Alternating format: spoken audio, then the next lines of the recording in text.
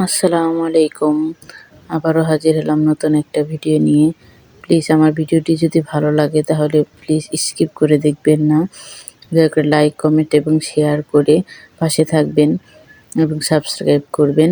আমি চিতই পিঠার রেসিপি নিয়ে আসছি। আসলে ফ্রিজে রাখা গুঁড়ি দিয়ে চিতই পিঠা বানানোটা অনেক টাফ। আমি তাই আজকে ভিডিওটি দেখাবো কিভাবে ফ্রিজে রাখা গুঁড়ি দিয়ে চিতই পিঠা বানানো যায়। আসলে শীতের দিনে দুধ চিতই পিঠা বানানোটা খুবই একটা স্পেশাল। আর চিতই পিঠা না ভালো হলে তাহলে তো বানানোটা ইম্পসিবল হয়ে যায়। তাহলে চলে যাই মূল ভিডিওতে। প্রথমে ফ্রিজে রাখা গুঁড়িগুলো একটু গরম করে নিতে হবে।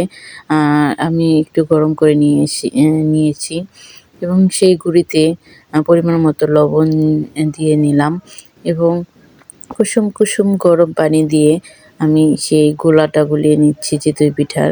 আসলে একটু গরম পানি দিতে হবে এবং কি ভালো করে গোলাটা গুলিয়ে নিতে হবে। এই গোলাটা গোলানোই হচ্ছে মেন চিতই পিঠার। ভালো করে গুলিয়ে কিছুক্ষণ রেখে দিতে হবে। এই যে দেখতেই পাচ্ছ আমি সুন্দর করে ভালো করে গুলিয়ে নিচ্ছি এবং হাত দিয়ে ভালো করে গুলিয়ে নিতে হবে। এবং কি বেশি ঘনও করা যাবে না গোলাটা, বেশি পাতলাও করা যাবে না। গোলাটা মানে পারফেক্টভাবে রাখতে হবে। তাহলে চিতই পিঠাটা অনেক সুন্দর হবে এবং কি ফুলে উঠবে। তোমরা দেখতেই পাচ্ছ এই যে আমার হয়ে গেছে গোলাটা গোলানো। আমি এখন মাটির চুলায় চলে যাব। মাটির চুলায় আসলে বানাতে আমি এভাবে কতক্ষণ রেখে দিব এই গোলাটা। কিছুক্ষণ রেখে দিলেই গোলাটা অনেক সুন্দরভাবে পারফেক্টভাবে হয়। আমি যে এইভাবে গোলাটা গলে কিছুক্ষণ রেখে দিব। তারপর আমি চলে যাব চুলায়। আমার গোলাটা গোলানো হয়ে গেছে। দেখতেই পাচ্ছ গোলাটা একেবারে পারফেক্ট হচ্ছে। আমি এখন খোলায় চলে যাব।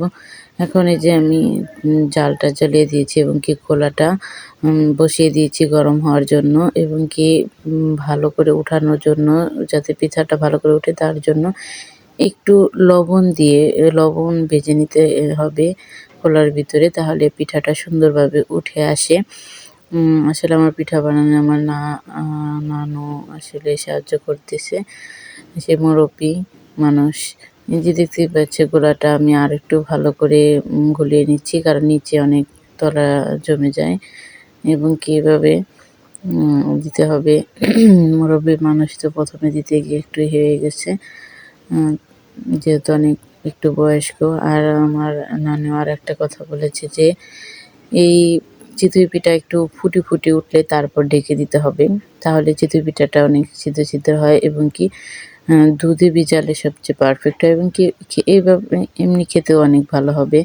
এই যে একটু ফুটে উঠে গেছে, এখন আমি কিছুক্ষণ ঢেকে দেব। ঢেকে দেওয়ার পরে কতক্ষণ একটু চুলার জালটা বাড়িয়েও রাখা যাবে না, একদম কমিয়েও রাখা যাবে না, মিডিয়াম সাইজে রেখে তারপরে হচ্ছে পিঠাটা বানাতে হবে। আসলে প্রথম পিঠাটা আমি হয়ে গেছিলো দেখে আমি ওটা স্কিপ করে নিয়েছি। আবার এই যে পিঠাটা গোলাটা আসলে মুরব্বি মানুষ তো এর জন্য ওইটা স্কিপ করে দিয়েছি। এই যে দেখতেই পাচ্ছ দ্বিতীয় পিঠাটা কত সুন্দর ফুলে উঠেছে এবং কি এভাবে আমি যে কয়েক গোলা পিঠা বানিয়েছি, ছিদ্র হয়েছে এবং কি পিঠাটা অনেক ফুলে উঠেছে। দেখতেই পাচ্ছ ভিতরেও ছিদ্র এবং কি অনেক সফট হয়েছে এবং একদম নরম হয়েছে। একদম দুধ চিতই খাওয়ার জন্য এই পিঠাটা অনেক পারফেক্ট, একদম অনেক সুন্দরভাবে গলে যাবে। যে দেখছো কি সুন্দরভাবে ফুলে উঠেছে পিঠাটা। আশা করি আমার ভিডিও